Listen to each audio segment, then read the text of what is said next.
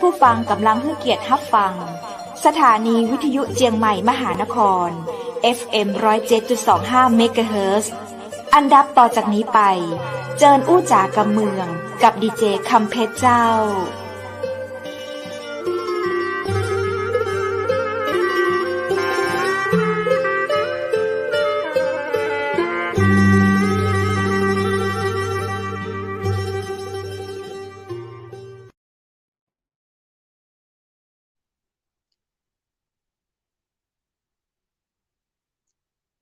สวัสดีเจ้าสวัสดีคุณผู้ชมที่ฮักและก็เติงหาเจ้านาคนะเจ้ายินดีต้อนรับเข้าสู่รายการอู้จ่ากำเมืองต่างเชียงใหม่มหานครแพร่ภาพออกอากาศรายการสดจากอาคารวังสิงห์คำอำเภอเมืองจังหวัดเชียงใหม่เจ้าคุณผู้ชมและคุณผู้ฟังเจ้าปีงปากับข้าเจ้าดีเจคำเพชรเจนเกยนะเจ้าป้ากันในเวลาดีๆจะอีนะเจ้า20:10 นถึง 21:00 นเจ้าป้ากันในวันดีวันนี้เป็นวันที่เปิ้นฮ้องว่า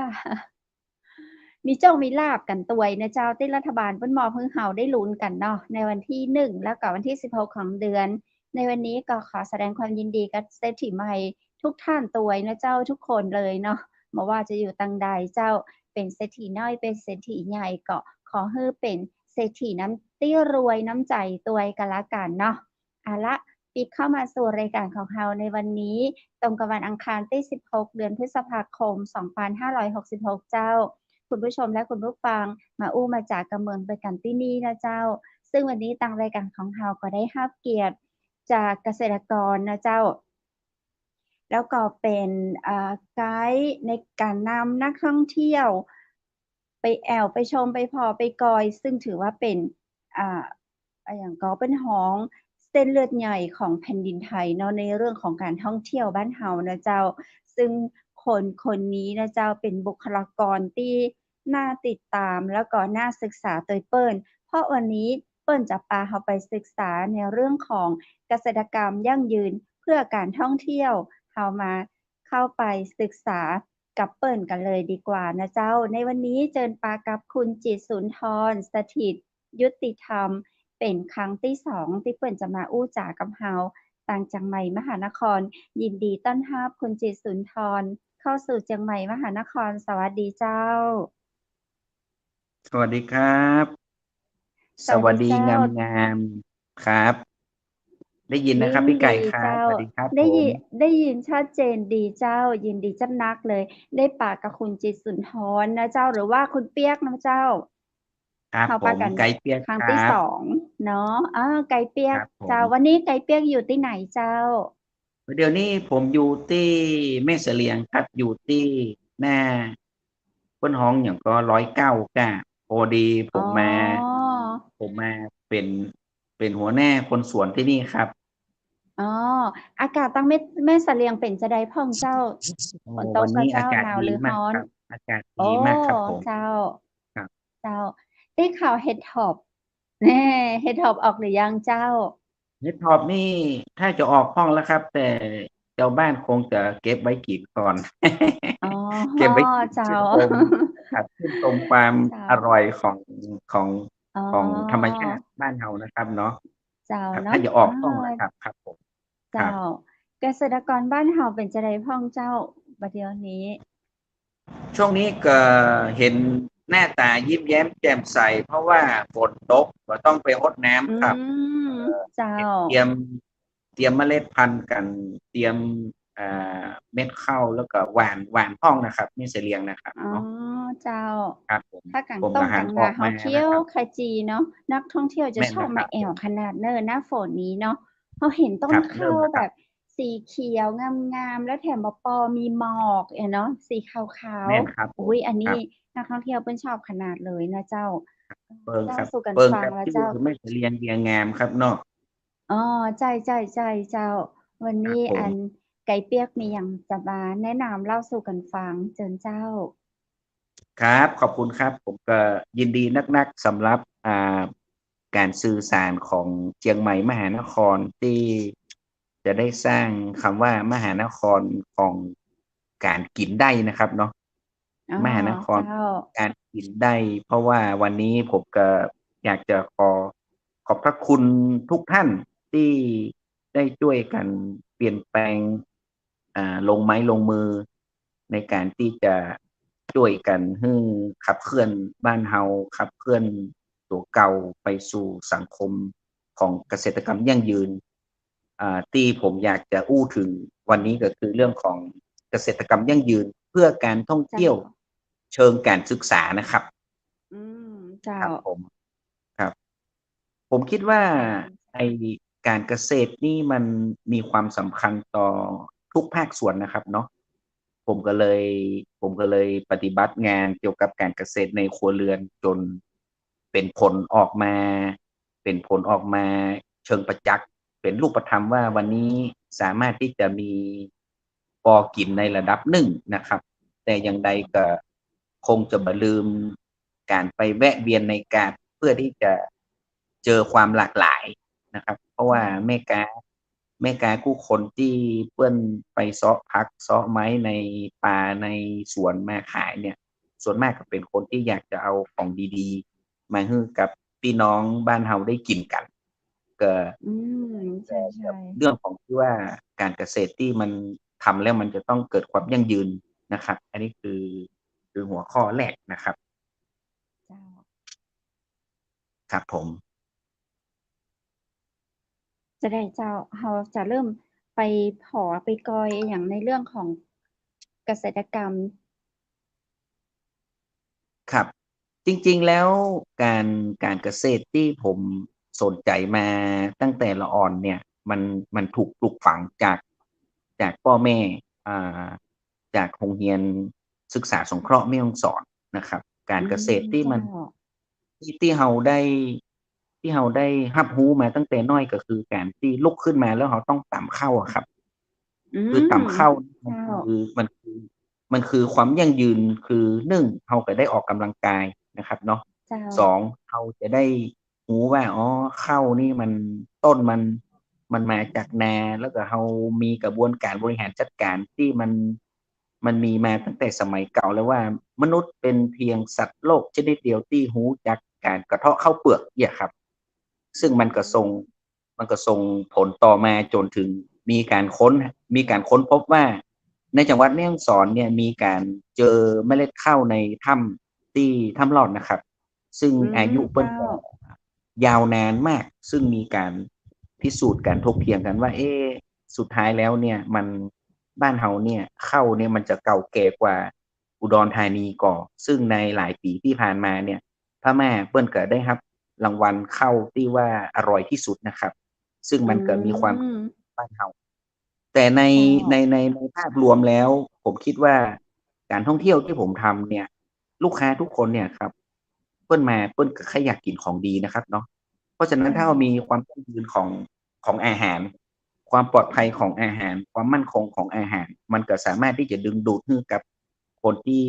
เปิ้นอยากมาแอวเหล่านี้ได้เห็นได้เจ้าเห็นคุณค่าของ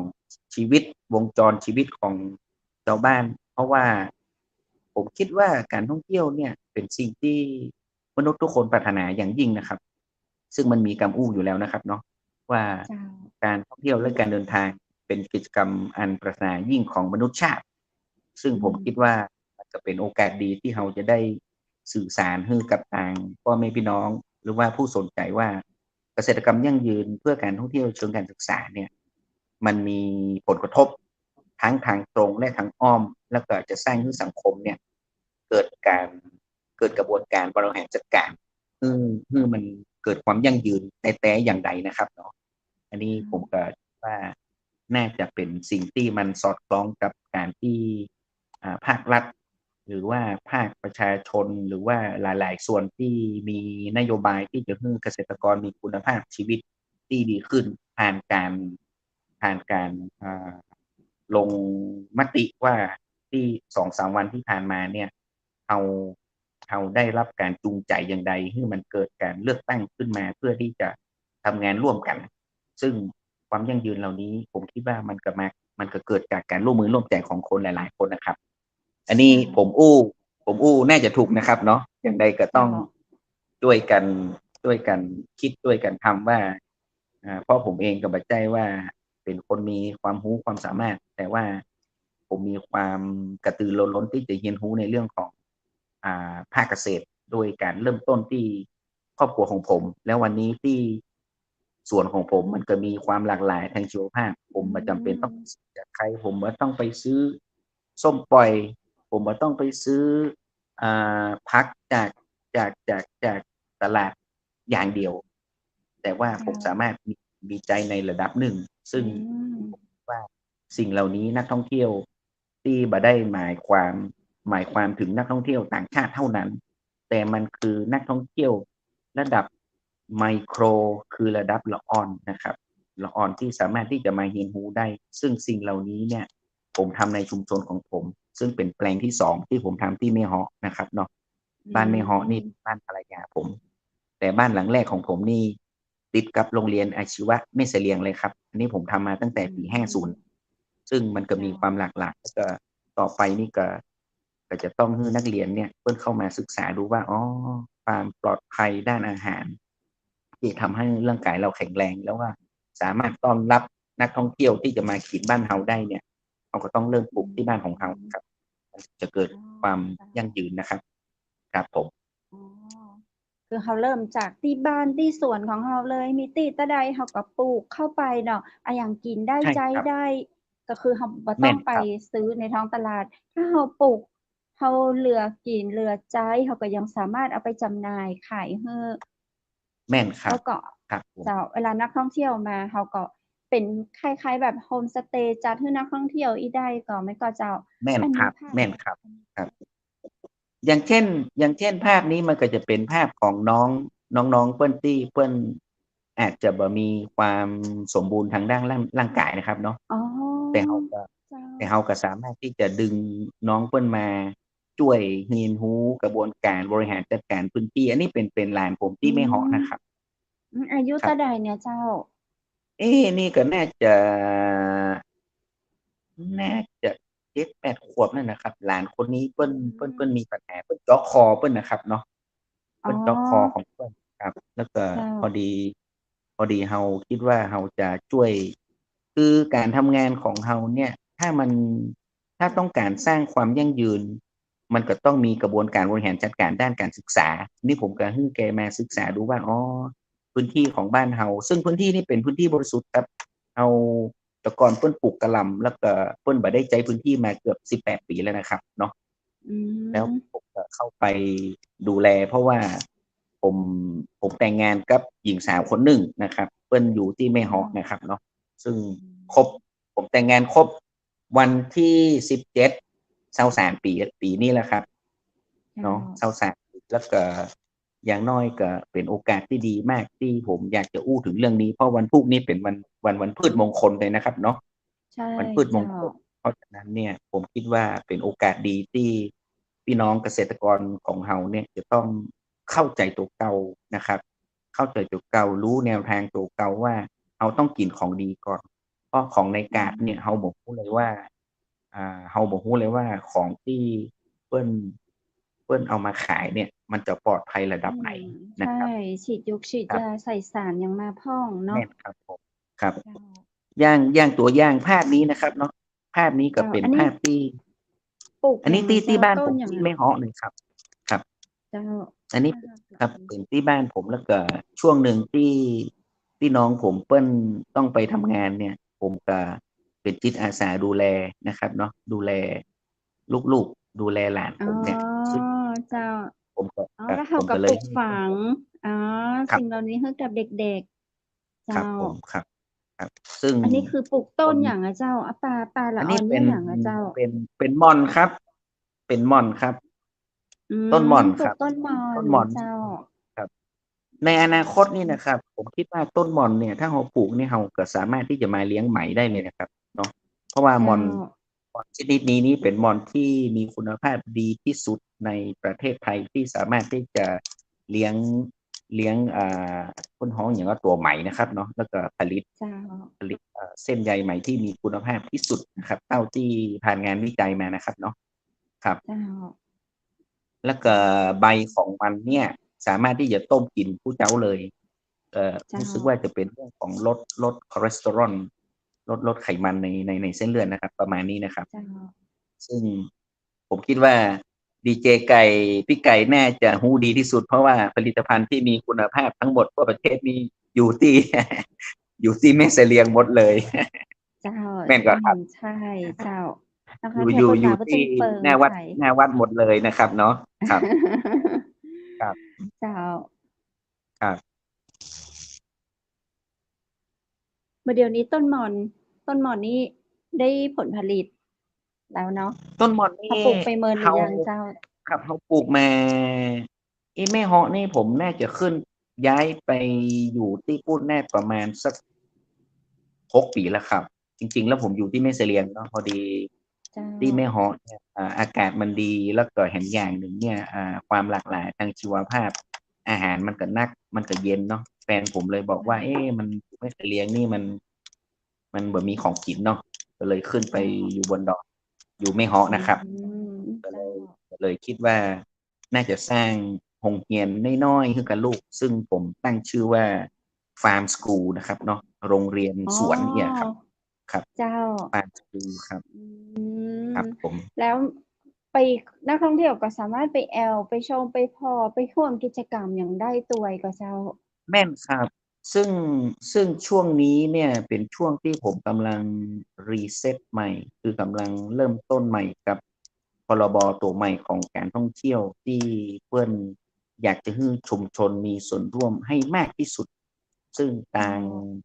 ทางทททเองหรือว่าทางหลายฝ่ายที่ทำงานเรื่องหมู่นี้เขาจะอู้ถึงเรื่องของ BCG เขาจะอู้ถึงเรื่องของ เจ้าซอฟต์พาวเวอร์ซึ่งมันเป็นเรื่องของวัฒนธรรมมันเป็นความนุ่มนวลมันเป็นผมว่ามันเป็นอาวุธชิ้นสุดท้ายนะครับของของชุมชนที่สามารถแสดงออกด้วยการแสดงให้เขาเห็นว่าเรามีอาหารปลอดภัยเรามีสิ่งแวอืดล้อมที่ดีมซึ่งทั้งหมดนี้มันเกิดขึ้นอยู่กับการที่เราวางแผน แล้วก็มีแนวคิดที่จะเดินไปตามเป้าหมายที่วางไว้ก็คือความสุขของชุมชนในการที่มีกินมีใจตามหลักปรัชญาเศรษฐกิจพอเพียงนะครับ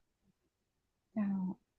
ตอนครับผมนี้คือไปแอลได้ก็เจ้าไปแอลได้หรือยังเจ้าอ่าบ้านผมนี่เข้าไปได้ตลอดครับแต่ว่าเจ้าในในภาพรวมเนี่ยผมจะเป็น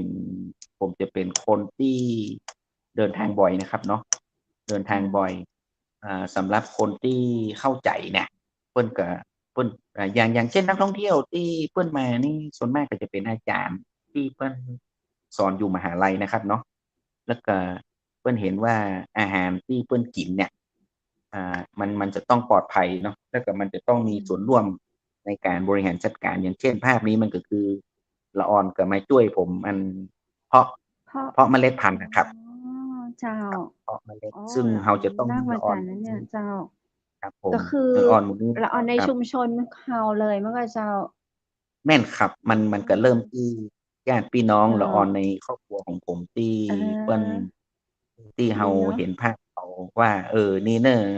ลุงมีของกินเน้ออยากอืลุงมีของกินมถ้าจะมีกินได้ก็ต้องเพาะอะครับเนาะเจ้าก็ต้องเพาะก็ต้องหย่อนค่ะหยอดหยอดปลูกฝังเมล็ดลงไปเพิ่นตั้งแต่อาครับยุน้อยๆเนาะครับเปิ้นก็แม่นครับผมจะได้เจครับริญเติบโตขึ้นมาพร้อมกับต้นไม้เนาะต้นที่เปิ้นปครับลูกเปิ้นก็จะมีความแม่นครับสุขเนาะว่าอันนี้ต้นน้องแม่นครับปลูกไว้เอแม่นครับเจ้าผมครับครับอันนี้ทำมาเมินหรือยังเจ้าอันนี้น่าจะเป็นภาพที่ประมาณสักเดือนที่แล้วครับเนาะเพราะว่าอืช่วงหลังนี้ มผมผมเข้าไปเรียนรู้ในเรื่องของกสิกรรมธรรมชาตินะครับเนาะเจ้ากสิกรรมธรรมชาตินี่ก็พระองค์ท่านพระองค์ท่านรัชกาลที่10เปิ้นก็อยากจะให้ละออนเหล่านี้อ่าเข้าใจเรื่องของเข้าใจเรื่องของตนเองสังคมชุมชนแล้วก็ประเทศชาติแล้วก็สังคมโลกที่เปลี่ยนไปคือโลกมันร้อนนะครับเนาะคลื่นความอืร้อน มกำลังเข้ามาเนี่ยแต่ถ้าเกิดว่าเราออนเห็นหูที่จะปลูกต้นไม้หรือว่าพืชพักอย่างต่างๆเนี่ยเขาก็สามารถที่จะเอาผลผลิตเหล่าเนี้ยภายใน1 อาทิตย์2 อาทิตย์อย่างเช่นผักบุ้งหรือว่าผักต่างๆซึ่งผมเริ่มต้นตรงนี้ ที่ผมทำตรงนี้เพราะว่าหนึ่งเนี่ยอย่างน้อยเนี่ยถ้าครูเพิ่นถามว่าอ้าวน้องขมิ้นน้องริต้าปิดเทอมนี่ไปทำกิจกรรมอะไรบ้างอย่างผมกับอืผมก็จะบอกว่ามนี่ไงก็เพราะว่าตอนที่เป็นละออนเพิ่นก็จะอาจารย์เพิ่นก็จะฮื้อขึ้นไปในชั้นเรียนว่าปิดเทอมทำอะไรบ้างนี่นะใชครับเนาะ่คือผมก็ เจ้า ครับผมก็ปลูกฝังให้ลูกซึ่งมันเป็นอ่ามันเป็นศาสตร์พระราชาที่ท่านอืรัชมกาลที่10ต่อยอดมาจากรัชกาลที่9ซึ่งจะทำให้เด็กนักเรียนทุกๆโรงเรียนเนี่ยมีหลักสูตรของการเรียนรู้ในเรื่องของกสิกรรมธรรมชาติหรือว่าที่ฮ้องว่าอารยะเกษตรนะครับเนาะเจ้านี่ซึ่งเป็นเนาะ ครับผมครับเป็นในช่วงปิดภาคเรียนมันก็เจ้าที่อันครับผมกาเปียกมาทำกิจครับกรรมเหล่านี้ แล้วในช่วงคเปิดรับผมเรียนนี่น้องๆได้มามีโอกาสร่วมกับเฮากับเจ้าโรงเรียนอ่าเพิ่นจะเปิดช่วง ช่วงเปิดเทอมนี่ก็น่าจะเป็นกระบวนการขั้นตอนต่อไปที่ผมจะเข้าไปเชื่อมโยงกับต่างโรงเรียนต่างอืผู้บริหารมโรงเรียนว่าเนาะตอนนี้สัใช่งคมมันกับคุณครับครูเกสังคษตรมมันเปลี่ยนไปอย่างงี้เนาะครับเจ้าแน่นครับซึ่งซึ่งก็ได้ไปติดต่อหลายๆที่และเช่นบริพัตรจอมแจ้อืงมที่เจ้าเพิ่นมาช่วยการแสดงตอนที่คณะสื่อมวลชนเพื่อการท่องเที่ยวมาแม่เสลียงก่อนที่อ๋อวันที่เจ้า17-18เดือนพฤศจิกายนนะครับ ที่เราไปต้อนรับด้วยกันนะเนาะอ๋อเจ้าเจ้า ครับผมได้มีโอกาสซึ่งร่วมกิจกรรมดีๆต่อเนื่องมาเนาะเจ้าแม่นครับผมครับถือว่าเป็นการที่เราจะได้สนับสนุนเนาะตั้งแต่ละอ่อนน้อยๆเพื่อครับเป็นเกษตรกรรมที่ยั่งยืนต่อไปในถึงแม้ว่าครับน้องจะไปเรียนต่อน้องจะไปเป็นคุณครูไปเป็นตำรวจไปเป็นทหารไปเป็นอย่างก็ตามแต่ว่าที่บ้านเราเนาะได้มีกิจกรรม ครับของชุมชนที่ได้มีโอกาสร่วมอยู่ซึ่งสามารถเอามาร่วมนอกเวลาได้เนาะหรือว่าแม่นน้องคนไหนมีความสนใจมีใจฮักแต่อาจจะเป็นเกษตรกรที่มาทำเกษตรกรรมที่ยั่งยืนเพื่อการท่องเที่ยวเป็นอาชีพของน้องเลยกับครับผมซันดีเนาะครับต่อชุมชนครับของเฮาครับเจ้าครับผมไอ้เปียกคือได้จะใดครับอ่ะเจ้ากับความคือดีๆจะอีเจ้าเอ้ยก็คิดว่ามันก็ถูกปลูกฝังมานะครับเนาะแต่เจ้าประเด็นสำคัญเนี่ยผมผมเคยทำงานในอุตสาหกรรมท่องเที่ยวเนี่ยผมก็ขึ้นเครื่องบินผมนอนห้องแอร์นั่งรถยนต์ไปกินตามโรงแรมต่างๆซึ่งทั้งหมดเหล่านี้เป็นงานบริการที่เปิ้นก็ดูแลเฮาอย่างดีนะครับเนาะแต่สุดท้ายผมก็รู้สึกว่าเอ๊ะผมก็บ่พอสบายเนาะ ก็เลยมาดูว่าอ๋อแปลว่าอาหารที่เรากินนี่มันดูดีแต่ล่อแต่ว่าจริงๆอืแล้วม มันก็ใส่สิ่งแปลกปลอมเข้าไปอืซึ่งมันก็มีผลเจ้าต่อร่างกายของผมนะครับสุขเนาะภาพเราผมก็เลยเจ้าพอดีเพื่อนผมที่เป็นหมอมาลาเรียเนี่ยช่วงนั้นผมเป็นเจ้าครูอาสาครูอาสาชายแดนนะครับเนาะพอผมสบายเสร็จปุ๊บนะผมก็ไปตรวจเลือดผมนึกว่าผมเป็นมาลาเรียเพื่อนผมบอกว่าอืสารพิษมันนักเราเนี่ย แสดงอืว่าผมมสะสมสารพิษในร่างกายมานักเลยอืผมมก็เลยเจ้าตัดสินใจว่าเพราะล่าสุดนี่ผมคิดว่าผมไปฉีดยาที่สุโขทัยเนี่ยผมฉีดเข็มหนึ่งนี่มันปันป่ายนะแต่ว่าผมผมหายป่วยแค่2-3 วันสุดท้ายมาอืผมก็ยังป่วยมซึ่งมันเป็นอ๋ภาพลักษณ์ที่อไม่ดีนะครับเนาะ เจ้าการที่ผมทำงานกับฝรั่งเนี่ยผมเป็นหวัดกะผมบ่สบายกะมันเป็นภาพลักษณ์ที่บ่ดีบุคลิกนี่บ่ดีเจ้าผมก็เลยว่ามันบ่ใช่ละอย่างงี้นี่อืเราจะต้องปรับเหมือนถ้าเป็นเปลี่ยนภูมิแพ้เจ้าครับจะปรับเปลี่ยนอืซึ่งผมมก็ได้ทำมาตั้งแต่ปี50แล้วและประเด็เจ้านสำคัญเนี่ยครับตอนปี50เนี่ยหมู่บ้านผมเนี่ยที่แม่เสลียงที่หนองพักหนามเนี่ยนะครับเพิ่นได้เจ้ารับรางวัลเศรษฐกิจพอเพียงเนาะ อืได้รับรางวัลมพอเพียงแล้วก็ผมเป็นหนึ่งในนั้นที่ที่เจ้าได้รับรางวัลที่เป็นส่วนหนึ่งในกระบวนการรับรางวัลผมก็เลยคิดว่าผมก็น่าจะต่อยอดเนาะซึ่งปีนั้นเป็นปีที่มีปัญหาเรื่องของPM 2.5ที่จังหวัดเชียงใหม่สูงมากอ๋อเลยครับปี50นะครับเจ้าเจ้าที่ครับเริ่มแล้วก็อืมผมก็เลยตัดสินใจเจ้าย้ายลงมาอยู่จอมทอง ซึ่งผมมีญาติอยู่ที่นั่นก็ตามมาด้วยปิกมาที่บ้านเก่าๆเนาะเพราะว่า เจ้าทุนเดิมที่ผมมีก็คือผมมีบ้านอยู่แล้วผมมีอืหมลายๆสิ่งหลายๆอย่างที่สามารถที่เจ้าจะปรับเปลี่ยนให้มาอืมเป็นเป็นสวนเกษตรครับที่ดีต่อสุขครับผมภาพอืมครับผมครับอืมคือดีว่าเฮาคึดได้เวยเนาะเจ้าครับผมก็ยังนับว่าบ่จ้าเกินไปเนาะที่คเฮารับรู้ว่าอ๋อในการที่เฮาไปเจอไปสัมผัสอะไรที่มันดีๆงามเหลือเกินเนาะภายในเมืองครับใหญ่เมืองหลวงความศรีวิไลย์ความสวยงามพักอาหารครับผมการกินที่แต่เทียบธรรมชาติต่างบ้านเฮาบ่ได้เนาะ แน่นอ๋อครับครับเขากลับมาปรับสภาพร่างกายของเขาเป็นไดพ่องเจ้าตอนนี้ผมนี่ถือว่าสัก9 ปี10 ปีละที่ผมอืมที่เข้าไปที่โรงพยาบาลเลยนะครับเนาะกลับไปอืมเจ้าล่าสุดกลับไปตอนที่ไปฉีดยานะครับไปฉีดยาวัคซีนโคโคโรวิดนานะครับอาครับผมเจ้าพอดีแต่โรเพื่อนคเจ้าครับถ้าจะเกี่ยวมีกับเลือดขถ้าจะองเราก็ไปโรงพยาบาลก็ดีขึ้นจะมีครับอืมมี2 เคสนะครับเคสหนึ่งกับไปขอใบรับรองแพทย์นะครับเพื่อนเจ้าเพื่อนที่เพื่อนที่เรียนอังกฤษด้วยกันที่แม่ฮ่องสอนห้องสอนศึกษานะครับเนาะแกเจ้า บอกว่าอ้าวไหนว่าบอกมาโรงพยาบาลเหรออ๋อมาขออันใบรับรองแพทย์ทำใบขับขี่ผมไว้ที่ไหน ครับผมจะถือว่าอ๋อเจ้าเกิดครับอืมครับอันสุขภาพร่างแข็งกายของแรงครับเรานี้เรื่องของอาหารการกินนี่สำคัญเนาะจะไปมองครับแม่นแค่ความสวยงามไม่ได้ละครับผมเราต้องครับเราต้องดูผักไม้ของชาวบ้านเนาะมีครับอย่างที่คือแบบนั่นเจ้าคือติ๊กดีเจไก่ครับคือเจ้าความยั่งยืนการศึกษาเกษตรกรรมยั่งยืนเพื่อการท่องเที่ยวเชิงการศึกษาเนี่ยเต้าที่ผมเจ้ากำลังทำอยู่ตอนนี้คือผมก็เจ้าศึกษาว่าเอออาหารแต่ละอย่างเนี่ยสมมุติว่าผมจะเด็ดไอ้ต้นผักห้องตำลึงเพาะครับผมจะเด็ดต้นไม้สักไม้สักต้นหนึ่งเนี่ยเพื่อที่จะมากินเนี่ยผมก็ต้องเด็ดตอนเช้าเนาะสมมุติเนาะเพอ๋อราะว่าถ้าเกิดว่านี่เปิ้นมีเคล็ดลับตัวเอาเด็ดกับเจ้าอ๋อครับครับเจ้าถ้าเอาเมื่อเช้าเด็ดตอนกี่โมงบ่ายเนี่ย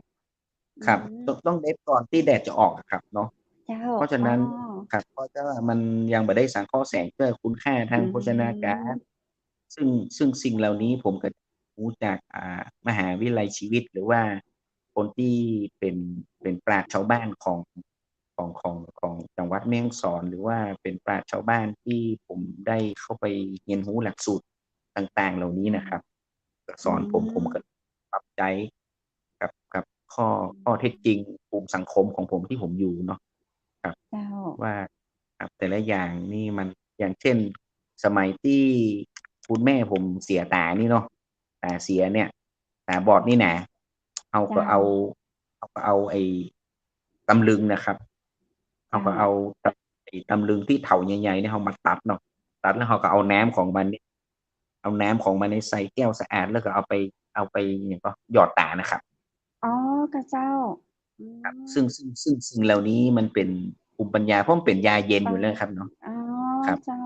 ครับอันนี้ก็คือการอืการศึกษามที่นักท่องเอาเที่ยวเอาจากนะคือนักก้าท่องเที่ยวนมันก็เจ้าเอาจากก้านหรือครับว่าฟักจากต้นลูกต้นตำลึงต้นมันอ๋อนะครับจากต้นมันเลยเนาะที่เป็นเถาครับผมวัลย์อ๋อครับแม่นครับต้นใหญ่เวลาเขาตัดแล้วก็เจ้าน้ำมันจะออกมาครับครับผมเจ้าอ๋อครับอันนี้คือคเขารับสามารถเอามาล้างตาอย่างได้ครับผมครับอ๋อไม่ยอดใส่เพราะว่าอือันนี้มคือภูมิปัญญาเก่าๆของภูมิปัญของญาของชาวบ้านมที่เพื่อนทำกันมานะครับแต่ว่าเจ้าด้วยความบังเอิญว่าผมถูกส่งไปเรียนแล้วก็สนใจที่จะเรียนรู้พอเรียนรู้ครบแล้วก็ผมคิดว่ามันก็น่าจะเป็นโอกาสดีเนาะที่ผมจะได้ปิกมาบ้านแล้วก็มาทำเพราะว่าหลังจากที่มีครอบครัวแล้วมันก็ต้องเปลี่ยนบทบาทนะครับเนาะเปลี่ยนบทบาทเจ้าต้องศึกษาแล้วก็ให้ลูกผมเนี่ยได้กินอาหารดีๆเขาก็จะได้แข็งแรงได้กึดในสิ่งดีๆอีกนะครับเนาะครับเจ้าอืครับผมมเจ้าครับแล้วตอนเนี้ยเขาสามารถเก็บกินได้แล้วนี่เนาะแล้วเขาครับก็ครับทำมาผมเกือบ10 ปีครับโอ้นักท่องเที่ยวผมให้ความสทำมานใจมากเลยเจ้าครับจริงๆแล้วผม ผมตัดสินใจที่จะไปเรียนหลักสูตรการเกษตรที่เปิ้นมีการช่วยเหลือเปิ้นมีการสนับสนุนของมหาลัยหอการค้าหอการค้าแล้วก็อ่าสภาหอการค้าแล้วก็สปกแล้วก็ธกสแล้วก็ปราชญ์ชาวบ้านที่ที่เปิ้นมีองค์ความรู้เนี่ยครับตัดสินใจไปเรียนตอนนั้นไปเรียน6 เดือนตอนที่พระเจ้าอยู่หัวท่านอายุ85 ปีนะครับ เจ้าผมไปเรียนตรงนี้ผมก็เลยมีความมั่นใจว่าอาชีพเกษตรกรที่เราจะต้องเปลี่ยนจากการเป็นเกษตรกรเนี่ยต้องมาทำในเรื่องของผู้ประกอบการเกษตรอะครับอ๋อคือเจ้าเราจะความต้องเปลี่ยนรู้จะจากนั่นมาเกษตรเจ้าครับผมอืซึ่งมการเป็นเกษตรกรนี่มันบ่จำเป็นต้องใส่เสื้อหม้อห้อมครับอาจารย์เพิ่นบอกว่าเจ้าเราสาอืมารถมใส่สูทเนาะสามารถใส่สูทลงนาเพิ่นว่างี้นะครับอาจารย์ผมเจ้า นะครับเนาะ เจ้าครับ อืครับมซึ่งมันเป็นหลักสูตรที่เป็นการใช้จุลินทรีย์ระดับนางพญาแล้วก็ใช้อืจุลินทรีย์ท้องถิ่นมครับมารวมกันเจ้าแล้วก็เลี้ยงแล้วก็ใช้พืชในท้องถิ่นเนี่ยนะครับมามาเลี้ยงพืชเลี้ยงดินให้ดีนะครับทำดินให้ดีแล้วก็ดินจะเลี้ยงพืชพืชก็จะเลี้ยงคอืนเนี่ยครับมันมอืครับผมมเจ้าครับอืมเป็น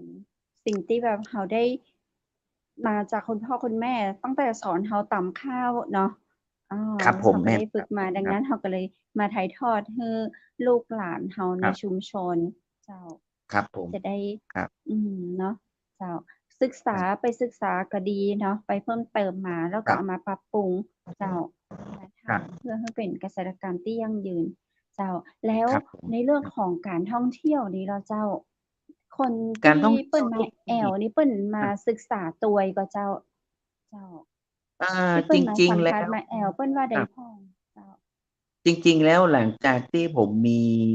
มีลูกเนี่ยผมก็พยายามที่จะหยุดการท่องเที่ยวที่มันทำในเชิงพาณิชย์นะครับเนาะเจ้าอย่างเช่นอืลูกค้าผมคนเนี้ยอันนี้เป็นผู้ใหญ่บ้านนะครับแม่ฮอกนะครับหมู่10นะครับเจ้าซึ่งเพิ่นมีองค์ความรู้แล้วก็นี่เพิ่นก็เอาผลไม้ให้กับชาวบ้านเออ อื ให้ลูกค้านะมครับเนาะซึ่งลูกค้าผมแต่ละคเจ้านนี้ที่เพิ่นมานี่เนี่ยเป็นฝเพิ่นก็รั่งเป็นชาวอยากจะรู้ ต่างชาติเนาะ ครับผอ๋อมอันนี้ผมจำชื่อแกบ่ได้แล้วแต่ว่าอืรู้สึกจะเป็นหมมากแตงที่ว่าหลวงคนเนี้ยเปิ้นคือฝรั่งเปิ้นเคยเห็นของจริงอะครับเปิ้นเคยเห็นวิเจ้าถีชีวิตของจริงอือะครับผมมก็เลยมีแนวคิดในเรื่องของจิตสำนึกและสร้างสรรค์การท่องเที่ยวนะครับคือชาวอืบ้านมเปิ้นมีจิตสำนึกว่าลูกค้ามาเนี่ยเปิ้นก็เปิ้นก็อยากจะเหมือนผมเคยไปลาวปี2003นะครับเนาะ เจ้าผมก็ผมก็บ่เคยไปอะสิ่งที่ผมต้องการก็คือผมก็บ่รู้อะว่ามันเป็นอิหยังเนี่ยผมก็ต้องการความปลอดภัยผมก็ต้องการกินอาหารดีๆอยากซึ่งผมก็ได้ไปกินร้านอาหารคนไทยที่เพิ่นไปทำงานในลาวนะครับผมก็เลยว่าอ๋ออันนี้มันเป็นสิ่งที่เราต้องการลูกค้าก็ต้องการอย่างงี้เหมือนกันน่ะผมอืก็เลยคิดว่ามน่าจะเปิดโอกาสให้เขาเพราะว่าเจ้าการท่องเที่ยวที่เราทำไปเดียวเนี่ย ที่ผมพยายามทำก็คือในเรื่องของการท่องเที่ยวเชิงวัฒนธรรมหรือว่าซอฟต์พาวเวอร์นี่นะครับเจ้าซึ่งเราจะมีเรื่องของบวรนะครับเนาะเป็นเรื่องบ้านนะครับเนาะบ้านบ้านก็ต้องถูกสุขลักษณะนะครับเนาะอืห้องครัวมสะอาห้องดน้ำไม่ใช่ว่าห้องครัวห้องน้ำติดกันเนี่ยครับเนาะพอเจ้าอืเราต้องการมเข้าห้องน้ำแล้วก็กินข้าวข้างๆห้องครัวเนี่ยเพราะฉะนั้นเนี่ย บวรที่เป็นการท่องเที่ยวที่ทททเพิ่นสนับสนุนเนี่ยมันก็น่าเจ้าจะมีห่วงจุ้ยที่ดีนะครับอ๋อมีเจ้าครับมีโครงสร้างมีการนำน้ำยาสมมุติว่าเราล้างจานด้วยน้ำยาล้างจานเราจะทำอย่างไรที่จะลงไปสามารถที่จะ treat หรือว่าสามารถที่จะทำให้มันสะอาดแล้วก็ลงไปรดน้ำอืผักอย่างงี้อะครับมนี่เจ้าคืออืมการ เจ้าเป็นการศึกษาซึ่งมีคนชาวต่างชาติที่เพิ่นสนใจในเรื่องเหล่านี้นะครับอืแล้วมเรามีอาหารปลอดภัยเราก็สามารถที่จะไปถวายวัดได้นะครับถวายวัดได้เจ้าเพราะวัดเป็นที่ เป็นเบ้าหลอมด้านจิตใจให้เราเข้าใจในเรื่องของความพอดีความสมดุลนะครับเนาะ อืมเอาเจ้าคิดว่าไอ้การท่องเที่ยวอ่าที่เอาบ้านเอาวัดนะและเอาโรงเรียนซึ่งโรงเรียนเนี่ยจะสอนให้เรามีระเบียบวินัยรู้จักคนนักขึ้นคนเกิดเดือนนี้คนตุ้ยคนผอมคนต่างเผ่าพันธุ์มาอยู่รวมกันเนี่ยซึ่งโรงเรียนก็จะทำให้เขาได้เกิดการเรียนรู้ร่วมกันแล้วก็ก้าวสู่โลกภายนอกด้วยการเข้าใจว่าอ๋อสังคมมันเป็นอย่างนี้ ซึ่งการท่องเที่ยวที่ผมคิดว่ามันใจบ้านใจวัดใจโรงเรียนเนี่ยมันจะเป็นนำไปสู่จิตสำนึกนะครับนำไปสู่จิตใต้สำนึกของละอ่อนนะครับเนาะที่จะได้เติบโตในสังคมด้วยการที่ใช้ทรัพยากรท้องถิ่นในการดำรงชีวิตอย่างมีคุณภาพมีศักดิ์ศรีสังคมอะครับใช่เห็นครับผมด้วยเจ้านักท่องคเที่ยวรับผมเปิ้นมาเปิ้นก็ประทับใจตัวเนาะครับเรื่องผมของชุมชนของบ้านของครับวัดเนาะเป็นสถานครับ ที่ที่แบบซึ่งบ้านเฮานี่ควรอย่างเช่นอย่างเช่นวัดเหล่านี้เนาะครับเนาะเพิ่นลูกค้าเพิ่นก็สนใจในเรื่องของพุทธศาสนาอีกนะครับเนาะเราก็จะต้องรู้นะครับอย่างเช่นว่าทุกเจ้าบ้านเฮาอย่างอันบ่โกนคิ้วอะเพิ่นว่าอีเนาะซึ่งนักท่องเที่ยวเพิ่นก็สังเกตนะครับเนาะเพิ่นศึเจ้ากษานะครับอย่างที่นี่อันทุกเจ้าอันเพิ่นโกนเพิ่นมีคิ้วอย่างที่กรุงเทพยังบ่มีคิ้วอีอะเพิ่นว่าอีน่ะ ครับคือเจ้าเขาก็มาศึกษาของเขานะครับเนาะเจ้าแต่ว่าเราเป็นตัวแปรนะครับเราเป็นตัวกลางที่จะเชื่อมโยงนะครับจะเชื่อมโยงให้เขารู้ว่าอ๋อเราเป็นมัคคุเทศก์เราจะทำอย่างใดให้เกิดการศึกษาที่มันเขาเข้าใจและเขาไปบอกต่อแล้วก็เป็นการสร้างรายได้ให้กับตัวเก่าจากการสร้างความประทับใจให้เขานะครับคือเอาการศึกษาวันนี้มันทำให้เรารู้แต้ไงครับโรงเรียนสอนให้เรารู้แต้นะครับแม่นบ่ครับ เจ้าครับผมแต่ว่าบัดเดี๋ยวนี้เราได้ทำมานี่ไกด์เปี้ยคิดว่าเราประสบความสำเร็จมาได้ประมาณใดแล้วเจ้า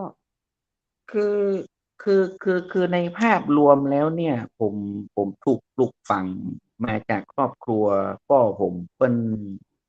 ปลูกฝังผมเปิ้นปลูกผักปลูกไม้ปลูกมะพร้าวชวนลูกปลูกเนาะชวนลูกทำเห็นภาพผมก็เลยว่าเอ๊ะมันก่อนที่พ่อผมจะเสียนี่เปิ้นก็ไปเป็นหนี้ที่ธคสเนาะ แต่ว่าอ๋อมันปัญหามันก็คือบ่ใช่ว่าบ่รู้หรอกแต่ว่าปัญหามันเพิ่นบอกว่าการบริหารจัดการเนี่ยมันบ่ได้ไงครับเนาะพอบริหารจัดการบ่ได้ก็บ่มีปัญญาไปใช้หนี้อิหยังอะผมก็เลยว่าอ๋อในเมื่อผมพอจะมีความรู้ในเรื่องของการเกษตรผมสามารถที่จะเอามะม่วงก็อยากเอามะม่วงก็อืเอากล้วยก็มมาเป็นเจ้าสิ่งที่สามารถคื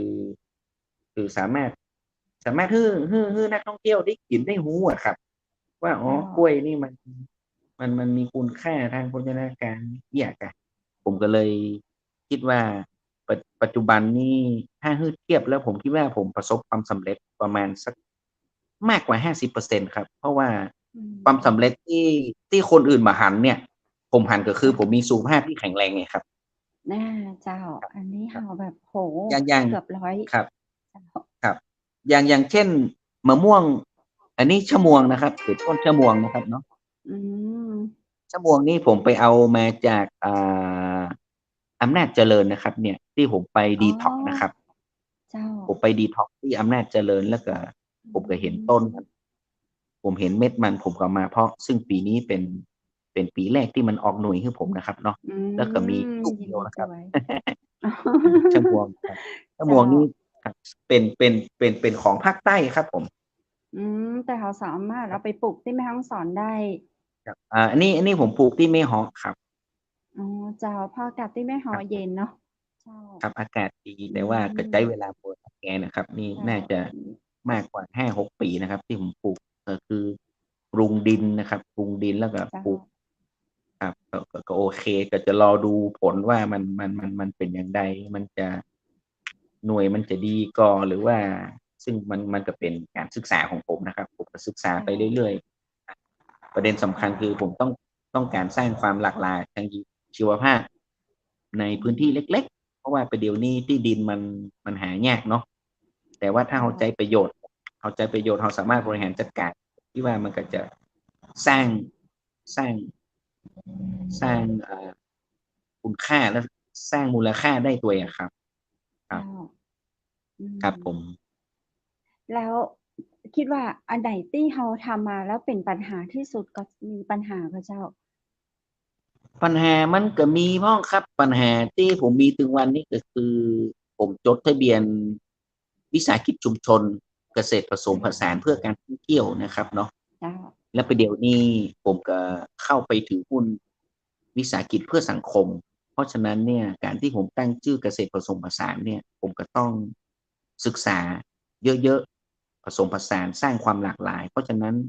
ปัญหาที่มีก็คือผมบ่สามารถที่จะบริหารจัดการได้อย่างลงตัวเนื่องจากว่าสถานการณ์มันเปลี่ยนอย่างเช่นช่วงนี้ฝนตกหนักนะครับเนาะฝนเจ้าตกหนักขนาดเลยผมก็พยายามที่จะปลูกบุ๊กนะครับเนาะ ปลูกบุ๊กนะครับบุ๊กมันไม่ได้ปลูกมันก็ขึ้นลายอ่ะครับเนาะอืเพราะฉะนั้นเจ้าการที่เราวางแผนแบ่งเวลาเนี่ยมันจะช่วยพัฒนาทุกอย่างแต่ในเจ้าแต่ในแต่ในภาพรวมเนี่ยผมทำงานด้านการท่องเที่ยวเนี่ยเม็ดเงินเนี่ยมันสูงครับเม็ดเงินเนี่ยมันเจ้ารายได้ของมัคคุเทศก์นี่เป็นมัคคุเทศก์อาชีพนี่รายได้เปิ้นฮื้อบัดต่ำกว่าวันละพันนะครับเนาะ อืเพราะฉะนั้นเจ้าถ้าทถ้าทำ15 วันมันก็ได้อยู่หมื่นปลายเนาะแต่ถามว่าเจ้าเราต้องไปซื้ออาหารที่มันเราบอกว่ามันปลอือดภัยก่อเอีมยดแล้วมากินนะครับเนาะซึ่งผมคิดว่าถ้าเกิดว่าเรา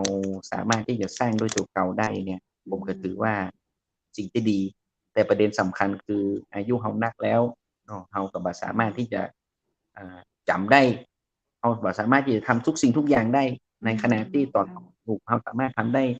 5 6 7 อย่างบริหารจัดการได้อืเพราะฉะนั้นมปัญหาก็คือการบริหารจัดการและที่สำคัญที่สุดคือคนในครอบครัวครับบางอย่างแฟนผมเนี่ยเพิ่นเย็บผ้าเนาะเพิ่นเย็เจ้าบผ้าเนี่ยเพิ่นก็แทบจะมีเวลาที่จะมาจับดินจับอย่างเลยครับซึ่งอืมันก็จะมทำให้เขาเสียเวลามันจะทำให้ผ้าของเขาสกปรกเนี่ยครับอืเพราะฉะนั้นมประเด็นปัญหาที่สำคัญที่สุดคือตอนนี้คือการบริหารจัดการซึ่งผมคิดว่า เจ้าการบริหารจัดการระดับครัวเรือนที่จะก้าวไปสู่ธุรกิจครอบครัวหรือว่า Family Business เหล่านี้มันจะเป็นสิ่งที่ยากครับแต่ว่าอืก็ถือว่ามเป็นความโชคดีนะครับเนาะที่ผมเจ้าผมผมเดินตามวิถีวัฒนธรรมซึ่งผอืมมคิดว่าเกษตรกรรมนี่แหละครับเกษตรกรรมซึ่งตอนนี้ผมก็ยังมีบ่ครบนะครับเนาะเพราะเกษตรเจ้ากรรมมันจะต้องประกอบไปด้วยประมงกสิกรรมปศุสัตว์เนี่ยครับอืมซึ่งประมเป็นงนี่ทำแบบคผมก็รอบคลุมีปลา มเลยอาครับผเจ้ามต้องมีครับต้องมีให้ครบอะครับเพราะว่าแบบว่าจะเป็นสุแม่เนาะแบบมันมูลเจ้าไก่เนาะมูลไก่อืมขี้ไก่เจ้าขี้หมูวันนี้เราก็อืสามารถที่จะมเอามาใส่ผักของเราซึ่งเรารู้ว่ามันสีมาจากสวนเราอาเนี่ยครับมันเจ้ามาจากอืผักมผักจากสวนเราไปเลี้ยงไก่อย่าเจ้างเลี้ยงไก่เราก็รู้ว่าอ๋อขี้ไก่มันก็มาจากของเรามันไม่ใช่มาจากที่อื่น ซึ่งอืมันมบ่ได้ปนเปื้อนสิ่งแปลกปลอมที่เราบ่ต้องการเนี่ยครับเจ้าครับฟังดูแล้กาวรการน่าสนใจการบริหารแล้วก็จัดการครับอยากไปครับผมจิมอยากไปกินอยากไปแอวอยากไปพออยากไปกอยเจ้าครับคุณจิตรสุนทรมีเจ้าวันครับนี้เวลาของมีเรา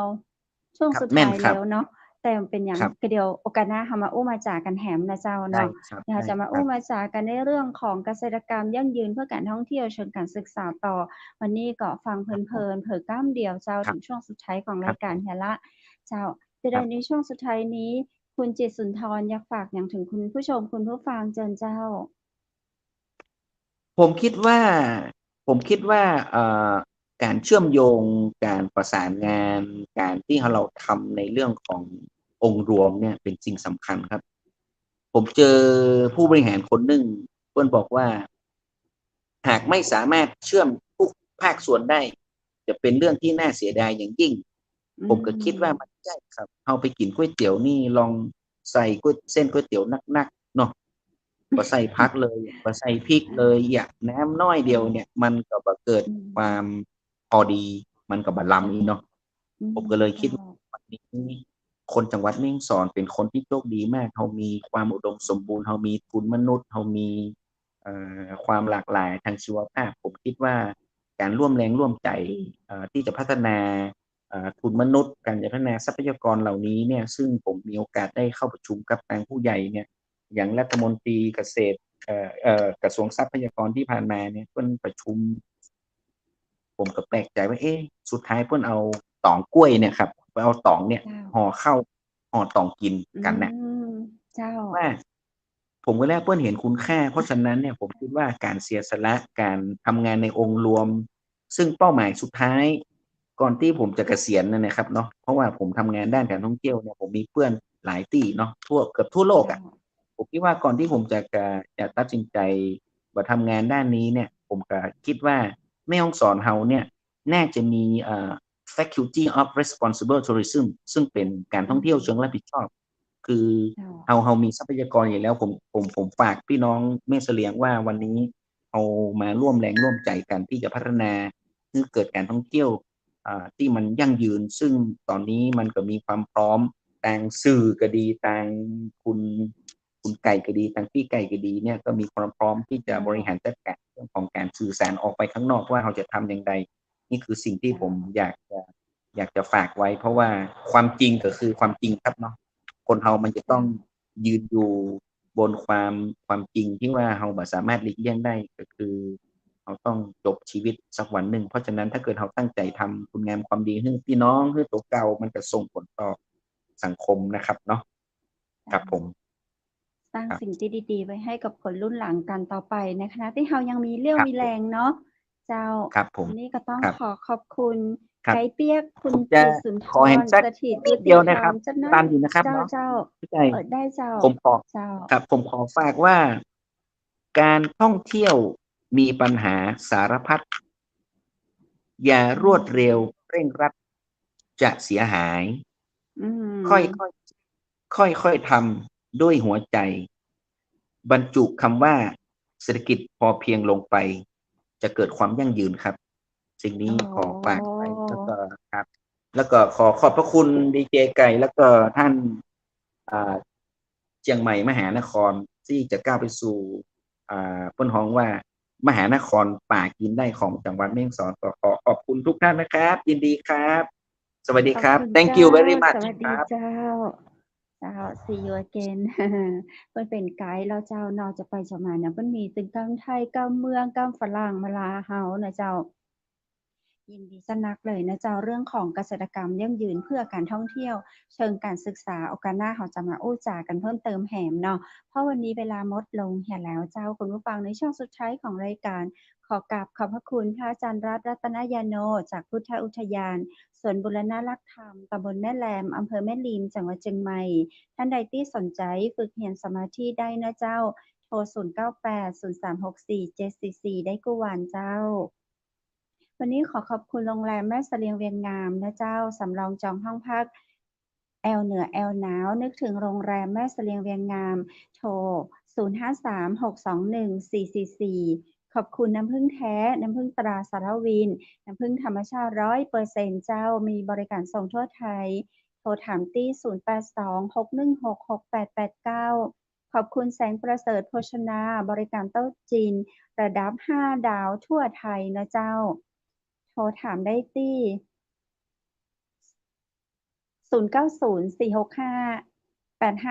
0904658589เจ้าและวันนี้ขอขอบคุณบ้านสวนกรมงคลตำบลแม่แรมอำเภอแม่ริมจังหวัดเชียงใหม่ขอบคุณผ้าพิธีกรหญิงจากร้านผ้าพื้นเมืองชุดไทยใหญ่เจ้าโทรถามเรื่องผ้าเสื้องามๆได้นะเจ้ารวมถึงสิ้นตัวย0811917388และวันนี้เจ้าดีเจคำเพชรทีมงานเชียงใหม่มหานครขอขอบคุณคุณจิตสุนทรสถิตยุติธรรมเกษตรกรของจังหวัดแม่เสลียงอำเภอแม่เสลียงจังหวัดแม่ฮ่องสอนและขอขอบคุณคุณผู้ชมคุณผู้ฟังที่ฮักทุกคนทุกท่านตัวยนะเจ้าสำหรับค่ำคืนนี้ขอคุณผู้ชมคุณผู้ฟังทุกท่านนอนหลับฝันดีราตรีสวัสดิ์เจ้า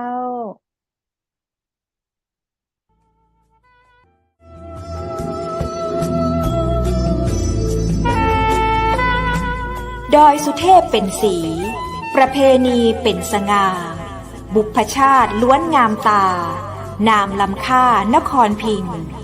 สถานีวิทยุเจียงใหม่มหานคร FM 107.25 เมกะเฮิรตซ์ขอส่งเสริมการท่องเที่ยวทุกมิติเจ้า